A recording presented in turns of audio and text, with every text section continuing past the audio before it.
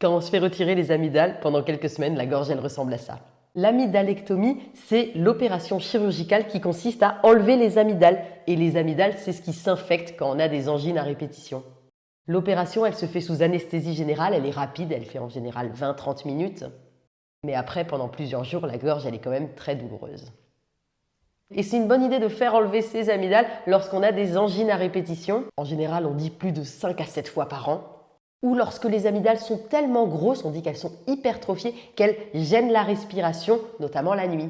Bon, alors ce qui n'est pas de bol, c'est que même si on a enlevé les amygdales, on peut quand même faire des infections au niveau du fond de la gorge qui s'appellent des pharyngites, mais elles sont en général moins douloureuses et moins longues que les véritables grosses angines. Et si vous vous êtes fait opérer des amygdales, il faut bien surveiller le risque de complications et le principal, c'est le saignement.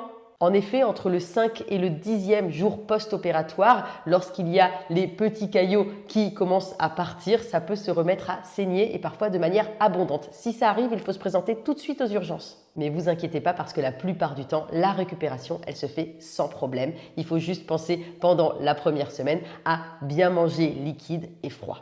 Voilà, j'espère que cette vidéo, elle aura été utile. Si vous, on vous a enlevé les amygdales, je vous invite à partager votre expérience en commentaire. Bonne journée à tous!